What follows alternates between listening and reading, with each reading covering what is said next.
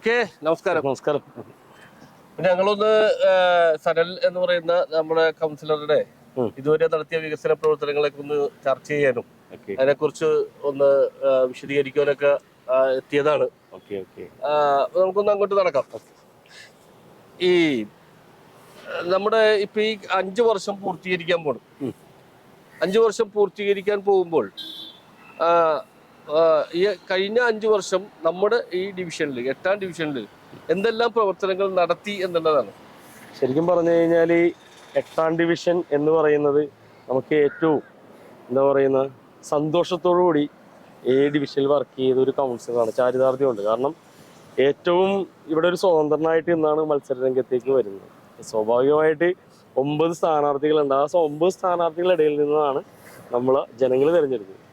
ഇതുവരെ വളരെ സന്തോഷപൂർവ്വം 26 റെസിഡൻസ് അസോസിയേഷൻ ഉണ്ടാക്കി എന്നുള്ള ചാരിതാർത്ഥ്യവും ഇവിടെ വരുമ്പോൾ 6 റെസിഡൻസ് ഉണ്ട്, 26 റെസിഡൻസ് ഉണ്ട്.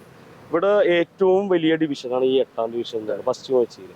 ഇവിടെ നമുക്ക് ഒരുപാട് റോഡുകളും അതേപോലെ തന്നെ നമ്മുടെ വികസനോന്മുഖമായിട്ടുള്ള കുറേ സ്ഥലങ്ങളും ഉണ്ടായിരുന്നു.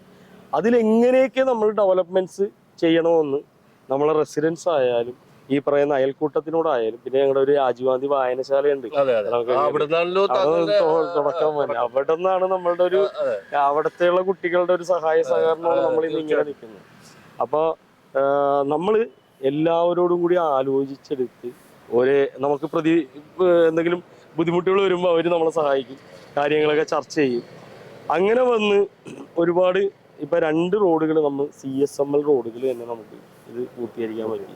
ഏറ്റവും എന്താ പറയുന്ന പാണ്ടിക്കുടി സ്റ്റാച്യു റോഡ് എന്ന് പറയുന്നത് ആ റോഡ് ഭയങ്കര വെല്ലുവിളി നടന്ന ഇതായിരുന്നു. ആ സമയത്ത് അത് 1 കോടി സംതിങ് രൂപ കൊടുത്തിട്ട് നമുക്ക് 1,50,00,000 രൂപയോളം വന്ന ആ BM&BC നിലവാരത്തിൽ തന്നെ നമുക്ക് പൂർത്തീകരിക്കും. അതോടൊപ്പം തന്നെ സുജാത MK രാഘവൻ റോഡ് എന്ന് പറയുന്ന റോഡും നമുക്ക് പൂർത്തീകരിക്കാൻ പറ്റി. അപ്പോൾ പിന്നെ അതുപോലെ അനുബന്ധപ്പെട്ടത് നമ്മുടെ ജനകീയ ആസൂത്രണ ഫണ്ടുകൾ ഉപയോഗിച്ചിട്ടുള്ള ഇത്. പിന്നെ ഇപ്പൊ നമ്മൾ ഇവിടെ നിൽക്കുന്ന ഈ ഒരു പാർക്കിന്റെ അവസ്ഥ, ഞാനിത് ഇവിടെ വരുന്ന സമയത്ത് ഞാനും രാജീവ് ഗാന്ധി വായനശാലയുടെ കുട്ടികളും തമ്മിൽ ഒരു എന്താ പറയുന്ന ഒരു ക്ലീനിങ് പ്രവർത്തനങ്ങളൊക്കെ ഉണ്ടായിരുന്നു. അന്ന് ഈ തൊട്ടപ്പുറത്ത് കാണുന്ന ചിൽഡ്രൻസ് പാർക്ക് വളരെ ശോചനീയമായിരുന്നു. അതേപോലെ തന്നെ ഇത് കാട് പിടിച്ച് കിടക്കണായിരുന്നു. അപ്പൊ ഈ പറയുന്ന ചിൽഡ്രൻസ് പാർക്ക് നമ്മുടെ ഇന്ത്യൻ ചേംബർ ഓഫ് കൊമേഴ്സ് ഒരു മീറ്റിംഗ് ഒക്കെ നടത്തി അവരും കുറെ സഹായങ്ങളൊക്കെ ഇത് ചെയ്ത് അവരാണ് ഇതിന്റെ മെയിൻ്റെനൻസ് ഒക്കെ ചെയ്യുന്നത്. പിന്നെ ഇവിടുത്തെ താഴ്ന്നു കിടക്കുന്ന സ്ഥലമാണ്, തോടാണ് അപ്പുറം. ഏതാണ്ട് 2.25 കിലോമീറ്ററോളം ദൈർഘ്യമുള്ള തോടാണ് നമ്മുടെ ഇതിൽ കൂടി പോയേക്കണത്. ഏറ്റവും കൂടുതൽ തോടിന്റെ അംശം കടന്നു പോയേക്കണ എന്റെ ഡിവിഷനിലാണ്. എന്നാൽ എല്ലാ ഇൻഫ്രാസ്ട്രക്ചറുകളും ഉണ്ട്. സ്കൂളുണ്ട്, കോളേജ് ഉണ്ട്, ശ്മശാനമുണ്ട്, മാർക്കറ്റ് ഉണ്ട്, പിന്നെ പാർക്കുകളുണ്ട്. ആൾക്കാർ നോക്കുമ്പോൾ ഇപ്പൊ വേറൊരു കൗൺസിലർ വന്ന് നോക്കുമ്പോ ഇവിടെ ഒരുപാട് ഓപ്പൺ ഏരിയാസ് ഉണ്ട്. പക്ഷെ നമുക്ക് കോർപ്പറേഷന് കിട്ടുന്ന ഫണ്ടുകളുടെ അഭാവം അറിയാലോ.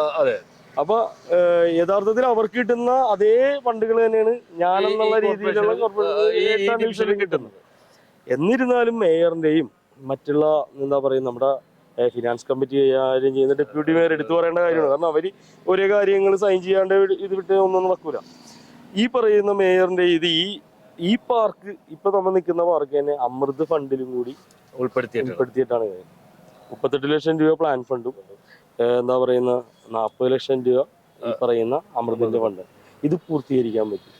ഇത് വളരെ മനസ്സിലേക്ക് വന്ന ആശയാണ്. കൊച്ചുണ്ണി മാസ്റ്റർ പാർക്ക് എന്ന് പറഞ്ഞാൽ ഒരു തകിടില് മാത്രം നിൽക്കുകയായിരുന്നു.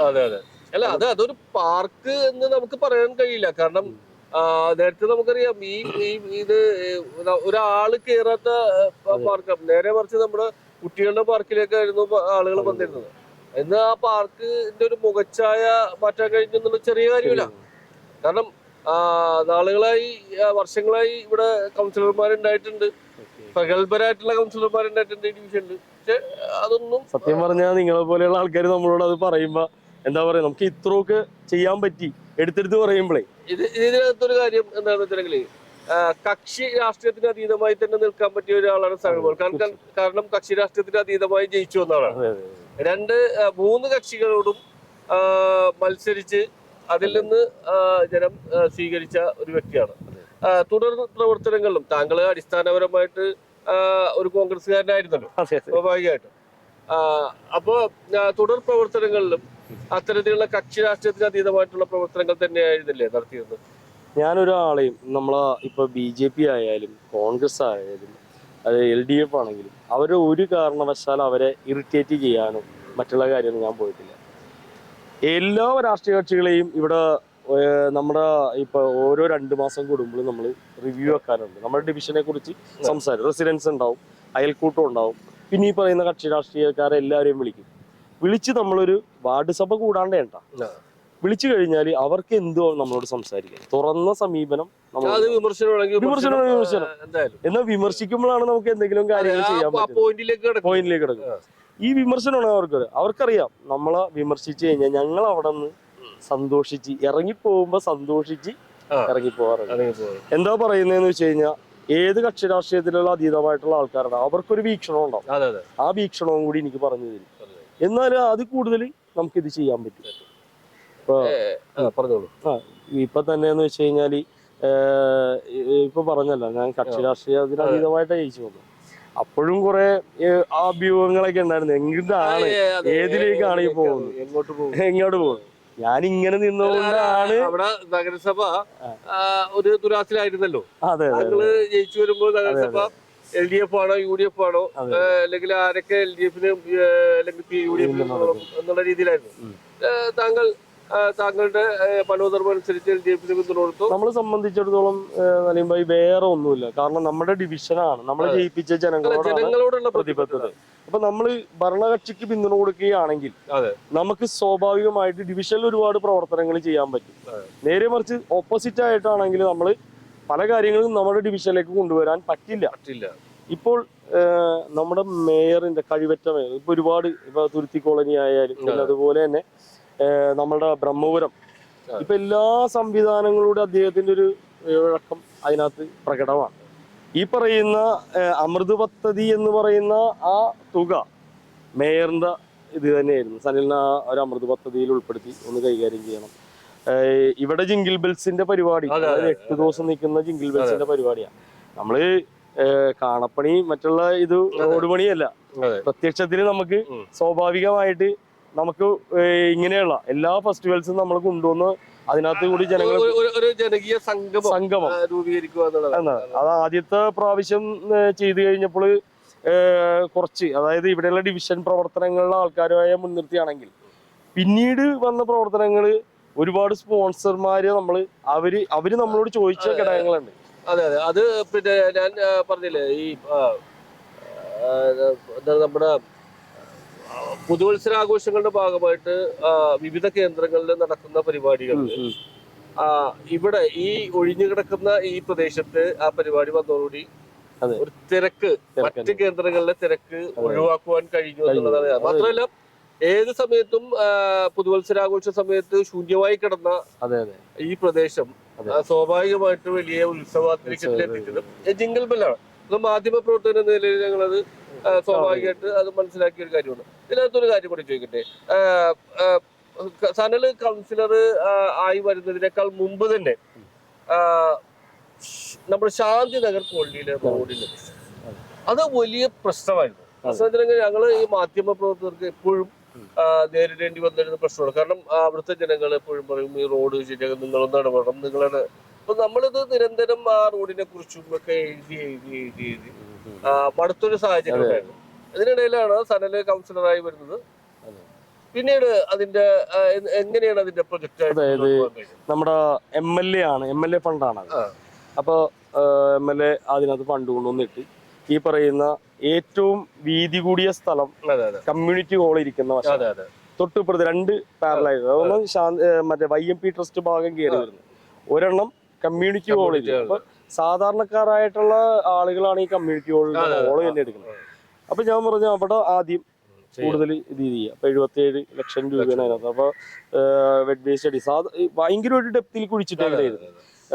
GSB പോലും ഇട്ടിട്ടില്ല. അപ്പൊ GSB മൊത്തം ഇട്ട് അതിന്റെ മെറ്റലൊക്കെ ഇട്ട് ഇത് ചെയ്ത് പാരലൈസ്ഡ് ആയിട്ട് ഒരു ഡെഡ് സ്പേസിന്റെ സൈഡ്, അത് മഹേഷ് ഒരു ബ്രോക്കർ ഉണ്ട്, പുള്ളിയുടെ സൈഡിൽ കൂടിയുള്ള ഒരു വഴിയുണ്ട്. ആ വഴി മൊത്തം കാണാൻ വലുതാക്കി അതൊക്കെ ചെയ്ത്. കാരണം വേസ്റ്റുകൾ വന്ന് നെറ്റ് സ്പേസിന്റെ അതിർത്തിയിൽ വന്നിരിക്കണം. അവിടെ ചെയ്ത് നമ്മളത് പൂർത്തീകരണ അവസ്ഥയിൽ എത്തിക്കഴിഞ്ഞപ്പോൾ ഒരു ആരെങ്കിലും ഒക്കെ ഒരാളുണ്ടാവുമല്ലോ അവിടെ. സ്വാഭാവികം. ഈ ചെറിയ ഇടവഴികളിലും നമുക്ക് ഈ പറയുന്ന ഹൈഡ്രോളിക് കട്ട ഇടാൻ പറ്റില്ല. വലിയ വലിയ ജീപ്പും കാറും മറ്റേ JCB ഒക്കെ കയറി പോണ ഇതിലാണ് ഈ പറയുന്ന വലിയ വലിയ കട്ടകൾ ഇടുന്നത്. ഇത് ഹൈഡ്രോളിക് കട്ട അതിന്റെ ഉള്ളിലും അത് തന്നെ ഇടണമെന്ന് പറഞ്ഞു. അപ്പൊ ചെറിയൊരു ഡിസ്പ്യൂട്ട് പോലെ വന്നു. പിന്നെ സ്വാഭാവികമായിട്ട് എന്തോ പുള്ളി ഞാൻ പേരെടുത്ത് പറയാത്ത ഒരു വ്യക്തിപരമായിട്ട് ഒരാളെ ആക്ഷേപിക്കുന്നത് ശരിയല്ല. പിന്നെ പുള്ളി ഇവിടെ വന്ന് കാര്യങ്ങൾ ഈ സംഭവത്തിൽ ഒരു MLA എന്ന് പറയുന്ന അദ്ദേഹം ചെയ്ത പ്രവർത്തനങ്ങൾ വളരെ ചെറിയ ചെറിയ. ഞാൻ സത്യം പറഞ്ഞ ഒരു കോൺഗ്രസിന്റെ പ്രതിനിധിയായിരുന്നു.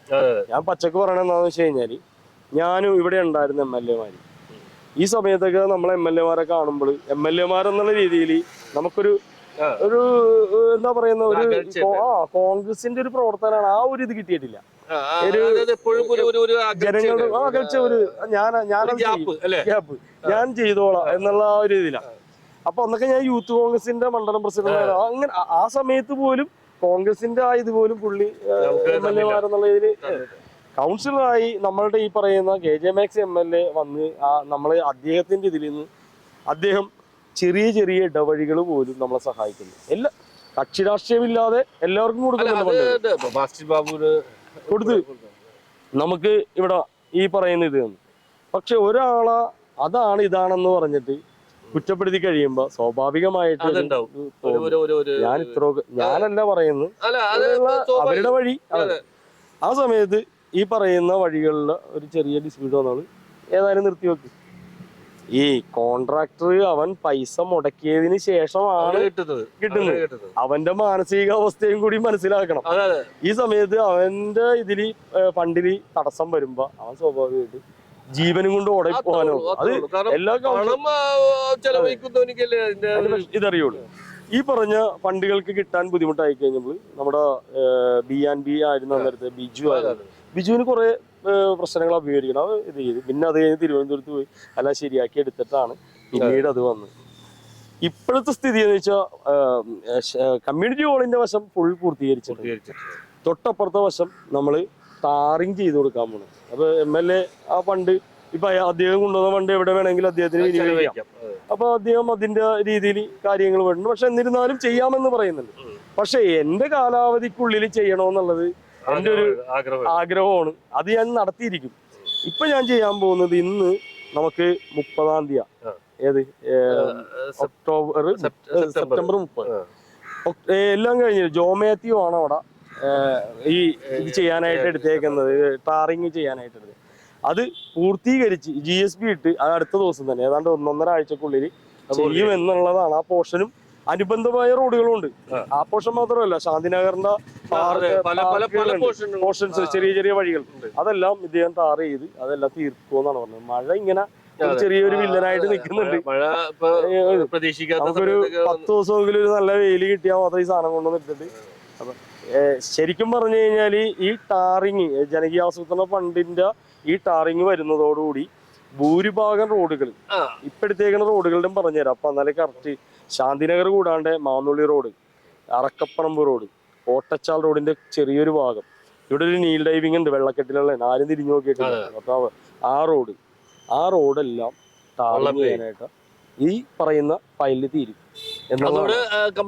മിക്കവാറും ഭൂരിഭാഗം പള്ളലൈനൊക്കെ തീർത്ത്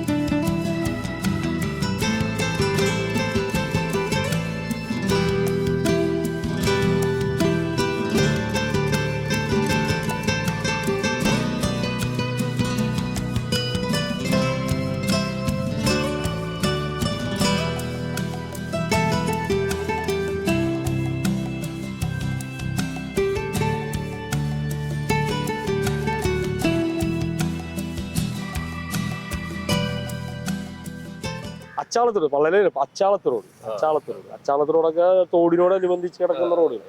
അങ്ങനെ ഭൂരിഭാഗം റോഡുകൾ നമുക്ക് പൂർത്തീകരിക്കാൻ പറ്റും. ഇപ്പൊ ഇത്രയും കാലാവധികളിൽ ഇനിയിപ്പോ ഏതാണ്ട് 2 മാസം നമുക്ക് കിട്ടും എന്നുള്ളതാണ്.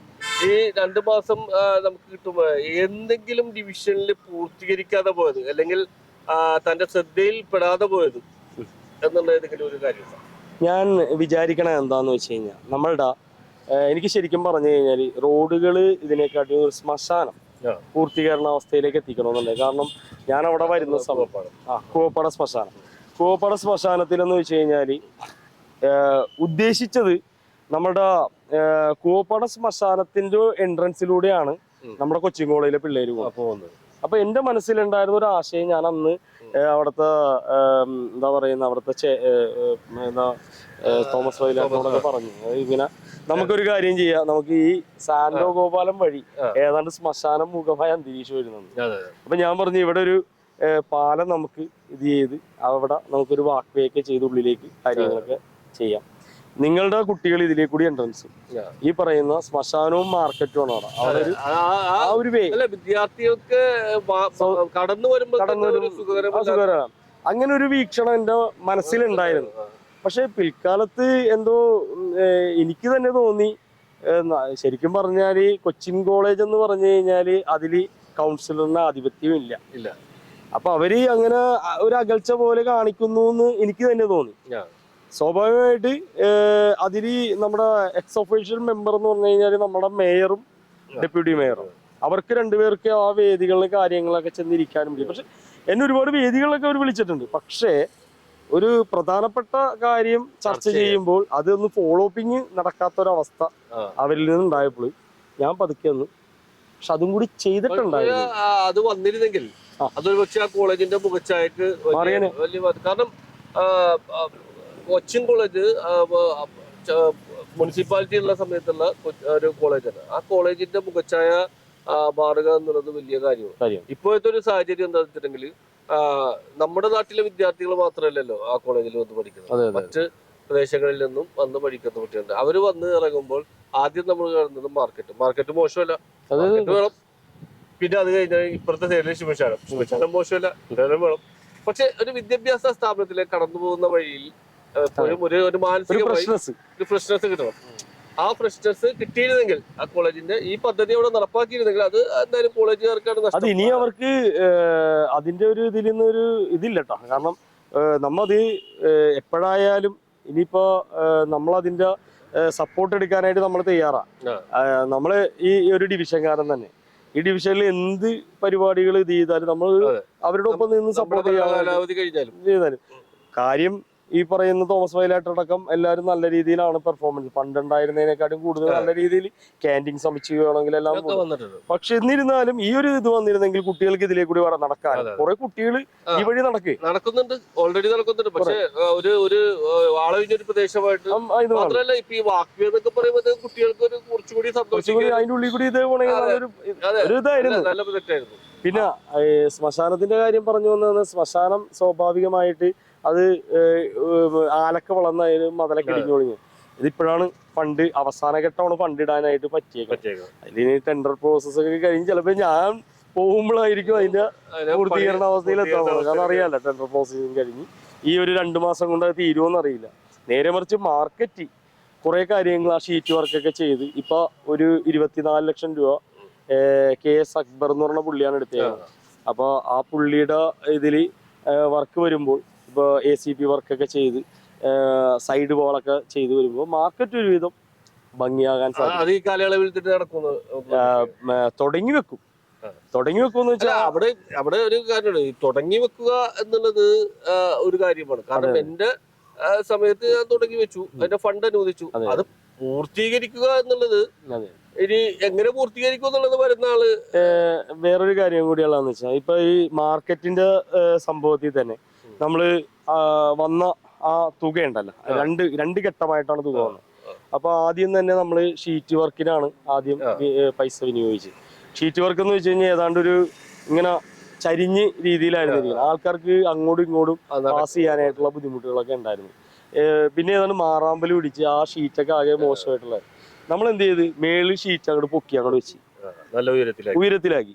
എന്നിട്ട് ആ ഇതിനൊക്കെ ഒരു എന്താ പറയുന്ന കാണാനായിട്ടുള്ള ഈ പറയുന്ന മാർക്കറ്റിന്റെ ഉള്ളിലേക്കുള്ള ഒരു വീതി വലിപ്പം കൂടെ.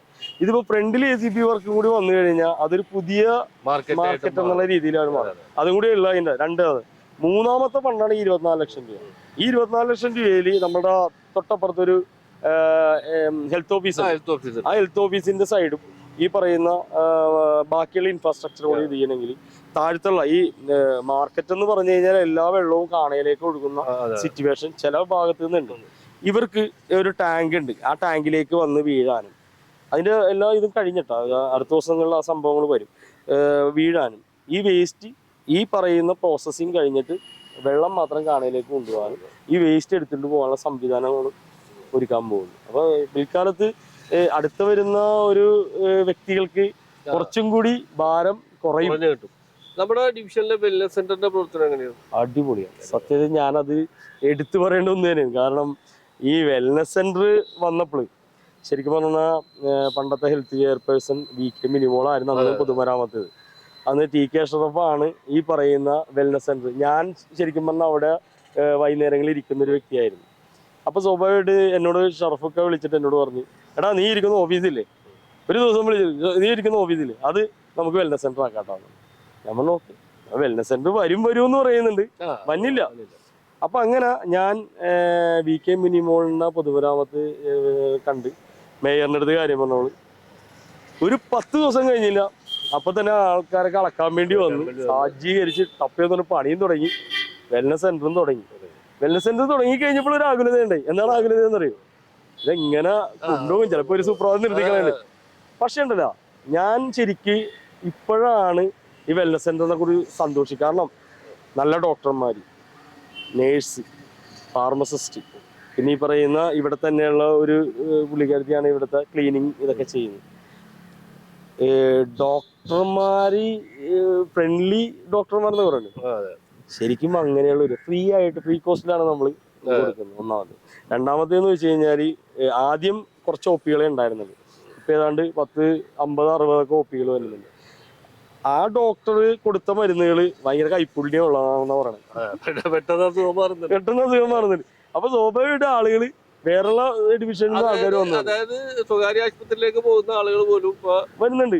ടൈമും ഭയങ്കര ഇതാണ്, 1 മണി തുടങ്ങി 7 മണി വരെ. അവിടെയാണ് പ്രശ്നം. കാരണം പല ആളുകൾക്കും ഏറ്റവും ഉപകാരപ്രദമായ സമയക്രമീകരണം. കാരണം പ്രത്യേകിച്ച് സ്ത്രീകൾക്ക്, കാരണം അവരുടെ വീട്ടിലെ പണികളൊക്കെ കഴിച്ചു വെച്ച് എന്നിട്ട് പിന്നെ 1 മണി ഇപ്പൊ ഭക്ഷണമൊക്കെ കഴിച്ചു കഴിഞ്ഞിട്ട് പതുക്കെ വന്നാ മതി. അതുപോലെ അതിനകത്ത് വേറൊരു കാര്യവും കൂടിയുണ്ട്. 1 മണി മുതൽ 7 മണി വരെ എന്ന് പറയുമ്പോ വീട്ടു ജോലിക്കൊക്കെ പോണ സ്ത്രീകൾ തന്നെയുണ്ട്. അതാണ് ഞാൻ പറഞ്ഞത്. കുട്ടികൾ, ചെറിയ കുട്ടികൾ, അവരെയൊക്കെ വിളിച്ചിരുന്നു. അപ്പൊ സ്കൂള് വിട്ട് കഴിഞ്ഞിട്ട് നമുക്ക് വേണമെങ്കിൽ കുട്ടികളെ കൊണ്ടുവന്നിട്ട് അത്യാവശ്യം കാണിക്കാനുള്ള സംവിധാനം, സൗകര്യം, പിന്നെ അത്യാവശ്യം മരുന്നും ലഭ്യമാകുന്നുണ്ട്. അപ്പൊ അതുപോലെ തന്നെ നമ്മുടെ ഡിവിഷനില് സ്മാർട്ട് അംഗൻവാടികളൊന്നും ആയിട്ടില്ല. ശരിക്കും പറഞ്ഞു കഴിഞ്ഞാല് ഞാൻ പറഞ്ഞില്ല, 7 അംഗൻവാടികളാണ് എനിക്കുള്ളത്. സാധാരണ 3 അംഗൻവാടി സ്വകാര്യ കെട്ടിടത്തിലായിരുന്നു. അതിപ്പോ എല്ലാം അതില് ഒരെണ്ണം ഞാൻ നമ്മളുടെ കെട്ടിടത്തിലേക്ക് തന്നെ മാറ്റി, പാണ്ടിക്കുടിയിലാണ്. 2 എണ്ണത്തില് ഒരെണ്ണം MLA ഒരു 15 ലക്ഷം രൂപ, അതിന്റെ ഒരു പ്രൈസ് 3ലേക്ക് വന്നിട്ട് പ്രൈസ് 4ലേക്ക് കൺഫ്യൂഷൻ നിൽക്കും. ഇതിപ്പോ അടുത്ത ദിവസം തന്നെ ഈ ഒരു അസർ എന്ന് പറയുന്ന ഒരു കോൺട്രാക്ടറിനോട് പറഞ്ഞ് അയാൾ നെഗോസിയേഷൻ ചെയ്ത് അതിന്റെ കാര്യങ്ങൾ ഇത് അതും കൂടി വരുന്നതോടൊപ്പം നമുക്ക് 6 അംഗൻവാടി സ്വന്തം കെട്ടിടത്തിലേക്ക്, 1 അംഗൻവാടി മാത്രമേ ഉള്ളൂ. ഒരു അംഗൻവാടിക്കുള്ള സ്ഥല ക്രമീകരണം നോക്കി, എന്ന് വെച്ചാൽ ആ അംഗൻവാടി ഇരിക്കുന്ന പരിസരത്ത് തന്നെ ആയിരിക്കണം. അത് കനാൽ റോഡിന്റെ പരിസരത്താണ് ഇരിക്കുന്നത്. അവിടെ നമ്മുടെ പറ്റിയ സ്പേസ് ഉണ്ടെങ്കിൽ നമുക്കത് കൈകാര്യം ചെയ്തെടുക്കാൻ പറ്റും. മറ്റൊന്ന് പിന്നെ ഈ നമ്മുടെ ഈ രാഷ്ട്രീയം ഉണ്ടല്ലോ, ഇപ്പോഴത്തെ ഒരു രാഷ്ട്രീയം ഈ LDF രാഷ്ട്രീയത്തോട് സമരസപ്പെട്ടിട്ടുണ്ടോ? ഞാൻ ഒരു പിന്തുണ കൊടുക്കുന്ന വ്യക്തിയാണ്. ആർക്ക്? Advocate M. അനിൽകുമാർ ഈ ഭരണത്തിന് വേണ്ടി പിന്തുണ കൊടുക്കും. എനിക്കൊരു ഞാൻ ടൗൺ പ്ലാനിങ് ചെയർമാനായിട്ടുള്ള ഒരു വ്യക്തി കൂടിയാണ്. കുറച്ചു നാൾ മുമ്പ് ടൗൺ പ്ലാനിങ് എന്നുള്ള സംവിധാനത്തിൽ നിന്ന് മാറിയപ്പോൾ പോലും കുറച്ച് നാളുകൾ മാറി നിൽക്കേണ്ട അവസ്ഥ വന്നപ്പോൾ പോലും ഞാൻ കടന്നു വന്ന വഴി ഞാൻ മറന്നിട്ടില്ല. ഞാൻ മേയറെ തള്ളിപ്പറഞ്ഞു. ഞാൻ LDF പിന്തുണ യോടുകൂടി തന്നെ പോയേക്കണേ. അതുകൊണ്ട് എൻ്റെ കാര്യം എന്ന് വെച്ച് കഴിഞ്ഞാൽ ഞാൻ ആരായിരുന്നു ആ പ്രസ്ഥാനത്തിനോട് കൂറ് പുലർത്തും. അത് UDF ആയിരുന്നപ്പോൾ വലിയ രീതിയിൽ കൂറ് പുലർത്തും. UDF-നോട് അതായത് ഇങ്ങനെയൊക്കെ കൂറ് പുലർത്താൻ പറ്റും, ആ രീതിയിലൊക്കെ അതായത് ഒരു ഉദാഹരണം ഞാൻ പറഞ്ഞുതരാം.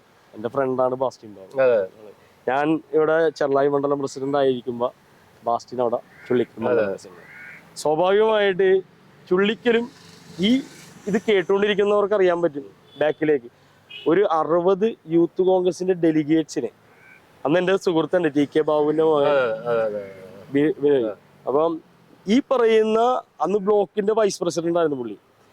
ഈ പറയുന്ന ഡെലിഗേറ്റ്സിനെ ഞങ്ങൾ രണ്ടുപേരും മാത്രം, ഒന്ന് 10ാം ഡിവിഷനിലുള്ള ചുള്ളിക്കൽ മണ്ഡലവും ചെർളായി മണ്ഡലവും ഡെലിഗേറ്റ്സിനെ ഉയർത്തി പിടിച്ചുകൊണ്ട് ഒരു വണ്ടി നിറച്ച് കൊണ്ടുപോകാനായിട്ട് പ്രവർത്തകരുണ്ട്. അവരെ കൊണ്ടുപോയ ആൾക്കാരാണ്. ഏറ്റവും അവസാനം വന്നപ്പോൾ പ്രവർത്തകരായിരുന്നു അവരെ ഒന്ന് ബിൽഡപ്പ് ചെയ്യാനായിട്ടില്ല എന്ന് പറഞ്ഞു കഴിഞ്ഞപ്പോഴാണ്. അതെ, അങ്ങനെ അല്ല. പക്ഷേ അവിടെ സനൽമോൻ എന്ന് പറയുന്ന വ്യക്തിയുടെ മത്സരത്തെ ഒരു പക്ഷേ അന്ന് കഴിഞ്ഞ തദ്ദേശ സ്വയംഭരണ തെരഞ്ഞെടുപ്പിൽ UDF അല്ലെങ്കിൽ കോൺഗ്രസ് കാര്യമായി കണ്ടില്ല എന്നുള്ളതാണ്. കാരണം അത് ഒരുപാട് വിമതന്മാർ മത്സരിക്കുന്നതിനിടയിൽ ഒരു വിമതൻ മത്സരിക്കുന്നു എന്നുള്ള ഒരു കാഴ്ചപ്പാടിലാണ് അന്ന് UDF പോയത് എന്നാണ് ഞാൻ കരുതുന്നത്, നമ്മൾ ആ മാധ്യമ രംഗത്തുള്ള ഒരു സാഹചര്യത്തിൽ. പക്ഷേ അവിടെ നിന്ന് UDF-നെ നെട്ടിച്ചുകൊണ്ടും കോൺഗ്രസിനെ നെട്ടിച്ചുകൊണ്ടും, കോൺഗ്രസിനെ മാത്രമല്ല LDF, UDF, BJP മുന്നണികളെ തെറ്റിച്ചുകൊണ്ടിട്ടാണ് കടന്നു വരുന്നത്. ആ കടന്നു വരുമ്പോൾ ഈ നമ്മുടെ നഗരസഭാ സംവിധാനത്തിൽ വേണ്ടത്ര ഭൂരിപക്ഷം രണ്ട് മുന്നണികൾക്കും ഇല്ലാത്ത സാഹചര്യം വന്നപ്പോൾ ഏറെ ആശങ്കപ്പെട്ടതും ഏറെ ആകുലപ്പെട്ടതും ഒറ്റ കാര്യത്തിലായിരുന്നു. ആരൊക്കെ എവിടെയൊക്കെ നിൽക്കും? എല്ലാവരും കരുതിയത് സനൽമോൻ എന്ന കോൺഗ്രസ്സുകാരൻ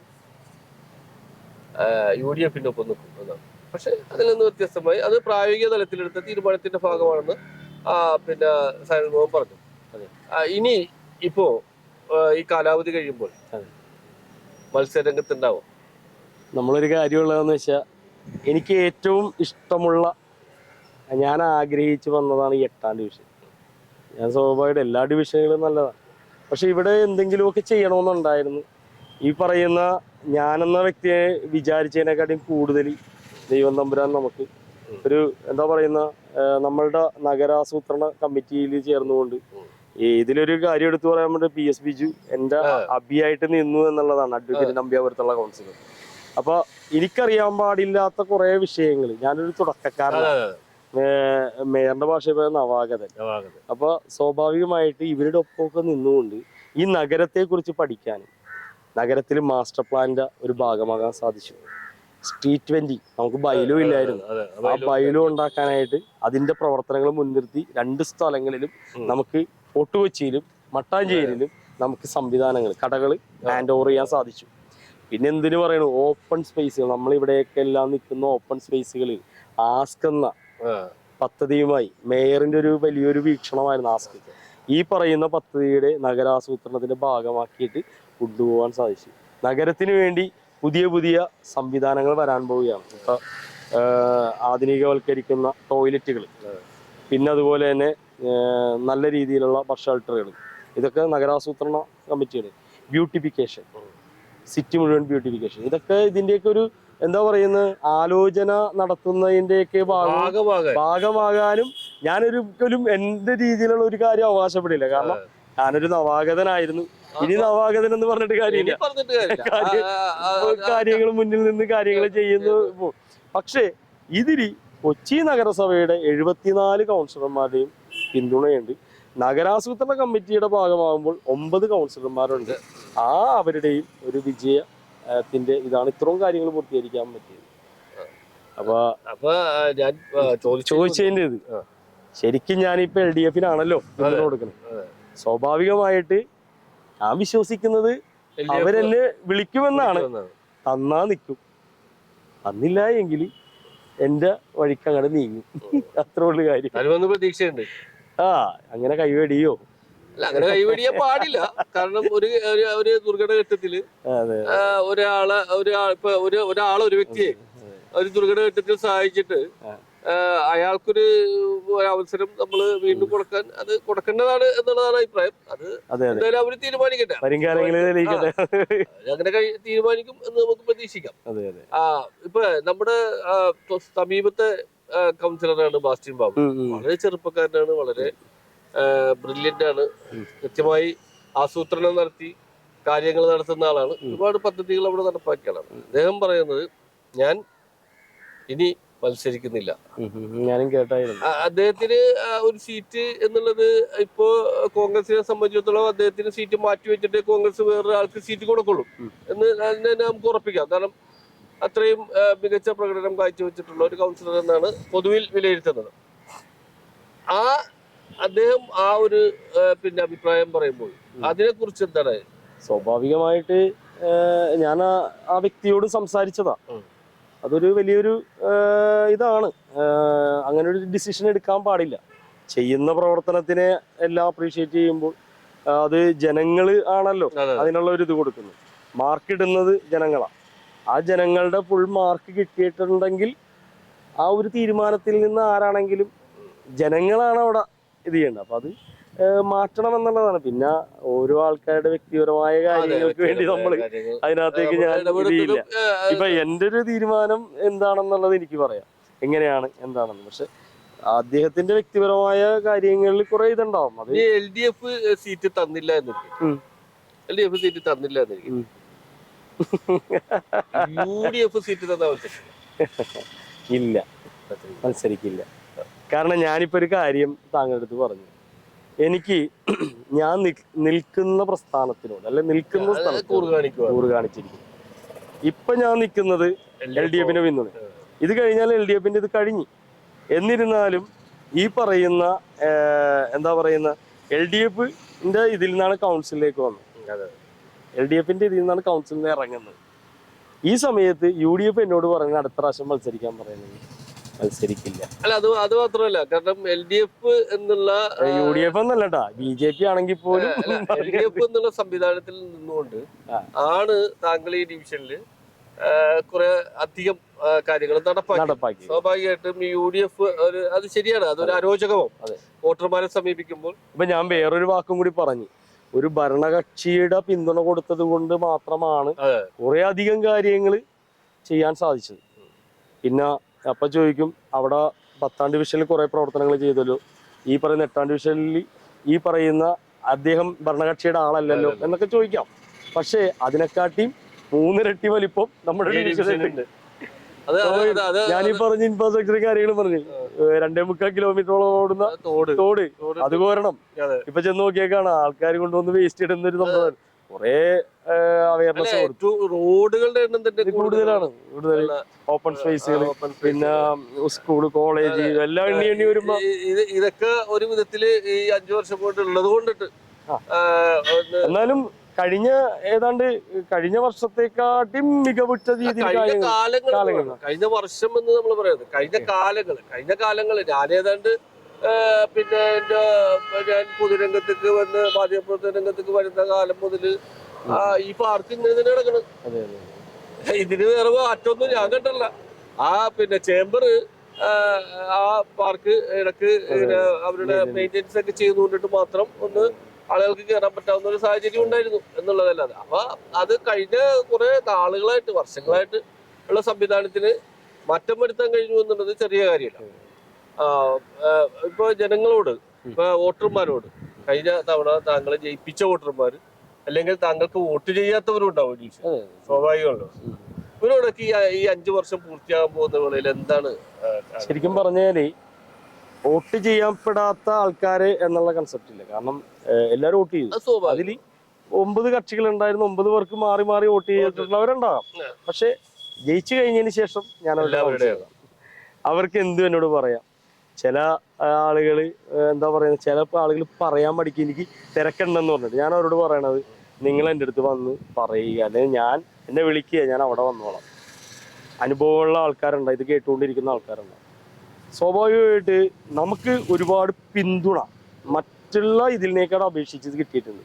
പ്രസിഡൻസ് ആയാലും അയൽക്കൂട്ടമാണെങ്കിലും വ്യക്തിബന്ധങ്ങളാണെങ്കിലും കക്ഷി രാഷ്ട്രീയമല്ലാതെ എല്ലാവരിൽ നിന്നും പിന്തുണ കിട്ടിയിട്ടുണ്ട്. ശരിക്കും പറഞ്ഞാൽ ഞാൻ പറഞ്ഞേ ഇപ്പൊ വരെ ഞാൻ സന്തോഷത്തില്ല. കാരണം ഇത്ര സപ്പോർട്ടോടു കൂടി. പിന്നെ ഒരു കാര്യം എടുത്തു പറയാനായിട്ട് വിട്ടുപോയി, സർഗവേദി. അതെന്റെ ഒരു എന്താ പറയുന്ന ഒരു വലിയൊരു സംഭവം. അങ്ങനെ ഒരു വേദി ഉണ്ടാക്കുക എന്നുള്ളത് വലിയ കാര്യം. അവിടെയുള്ള ഒരു ആ ഉല്ലാസവേളകൾ ആൾക്കാർക്ക് ചെയ്യാനായിട്ട്. എനിക്കിപ്പോ ചോദിച്ച ചോദ്യത്തിൽ പറയാനുള്ളത്, നമ്മൾ കുറെ കാര്യങ്ങൾ നമ്മൾ ചെയ്ത് വെച്ചിട്ടുണ്ട്. വരുന്ന ആളുകൾക്കും ഇത് ഈ പിന്തുണ കൊടുത്തുകൊണ്ട് ശരിക്കും കൗൺസിലറിനുപരി അവരുടെ ഇപ്പൊ ഈ പറയുന്ന ഞാൻ പറഞ്ഞില്ലേ അവരുടെ വാക്കുകൾ കേട്ടുകൊണ്ടാണ് എനിക്ക് ഒരുപാട് കാര്യങ്ങൾ ചെയ്യാൻ പറ്റിയത്. ചിലപ്പോൾ അവരുടെ കൂടെ നിന്ന് ജയിച്ചു വരുന്ന വ്യക്തികളുടെ കൂടെ ആൾക്കാരുണ്ടാകാം. ഏത് ചിലപ്പോൾ കക്ഷി രാഷ്ട്രീയത്തിന് അതീതമായിട്ടുണ്ടാകാം, ചിലപ്പോൾ ഒരു പാർട്ടിയുടെ നിലയിൽ ആൾക്കാരുണ്ടാകും. കൂടെ ആലോചിക്കുമ്പോൾ അവരോടും കൂടി ഈ ഡിവിഷനിലുള്ള എല്ലാവരോടും കൂടി ആലോചിച്ച് ഈ പറയുന്ന ഉണ്ടാക്കി വെച്ചിരിക്കുന്നതെല്ലാം നല്ല രീതിയിൽ മെയിൻ്റനൻസ് ചെയ്ത് ഇപ്പൊ നടത്തിക്കൊണ്ടിരിക്കുന്ന കുറെ കാര്യങ്ങളിൽ ഒരു പിടി മുമ്പിലേക്ക് കൊണ്ടുപോയി ജനങ്ങളും അവരോട് സഹകരിച്ച്. നമ്മുടെ തോടുകൾക്കൊക്കെ ഒരു കാര്യമുണ്ട്, നമ്മള് വേസ്റ്റ് എടുക്കണില്ല എന്ന് പറയും, പക്ഷെ വേസ്റ്റ് എല്ലാം തോട്ടിലുണ്ടാവും. ഇതിൽ നിന്നൊക്കെ വിഭിന്നമായിട്ട് ഒന്ന് മാറ്റി ചിന്തിച്ച് എല്ലാവരും കൂടി ഒരു കൗൺസിലർ എന്നുള്ള നിലയ്ക്ക് ഒരു 60-65% ജോലികളെ ചെയ്യാൻ പറ്റുള്ളൂ ഒരു ഡിവിഷൻ. ഒരു 4 വർഷം. ആക്ച്വലി 5 വർഷമാണ് നമ്മുടെ കാലാവധി, 4 വർഷമേ നമുക്ക് കിട്ടുള്ളൂ. പക്ഷെ വേറൊരു കാര്യം ഉണ്ട് കേട്ടാ, ഈ 4 വർഷമേ കിട്ടിയിട്ടുള്ളെങ്കിൽ പക്ഷെ നമ്മുടെ ഈ ഭരണസമിതി ചരിത്രപരമായ നേട്ടമാണ്. കാരണം നമ്മള് അതുമല്ല ജനകീയാസൂത്രണ ഫണ്ടുകളിൽ കറക്റ്റ് ആയിട്ട് വിനിയോഗിച്ച് 2025-26 വർക്ക് പൂർത്തീകരിച്ച കൗൺസിലർമാരുണ്ട്. അതിലൊരു കൗൺസിലർ ഞാൻ. ജനകീയാസൂത്രണ വെള്ളക്കെട്ട് എന്റെ 2 വഴി കഴിഞ്ഞു. 2025-26 വർക്ക് പൂർത്തീകരിച്ചു. 2020 5 വർഷം 2025-26 ഈ ടാറിങ് ഇറക്കാൻ പോണു ഗതാഗതം. 5 വർഷം പൂർത്തിയാക്കിയിട്ട് കഴിഞ്ഞ വർഷങ്ങളിലുള്ള ഇതിലെന്ന് വെച്ച് കഴിഞ്ഞാൽ ഒരു കൗൺസിലർ അത് ഇത് കഴിഞ്ഞാൽ അവരിട്ട ഫണ്ടുകൾ ഇത് ചെയ്തു പോകും. എന്താ പറയുന്ന അടുത്ത ആള് ചെയ്ത. പക്ഷെ കഴിഞ്ഞ കോവിഡ് വന്നപ്പോൾ കുറെ ആ കോവിഡ് കാലത്ത് ഞങ്ങളെ പോലെയുള്ള കൗൺസിലർമാർ ആ സമയത്ത് ഫണ്ടിന്റെ ഫണ്ട് കുറവായിരുന്നു. ഫണ്ട് കുറവെന്ന് മാത്രമല്ല, പക്ഷേ ഏറ്റവും കൂടുതൽ ദുരിതം അനുഭവിച്ചൊരു കാലഘട്ടമാണ്.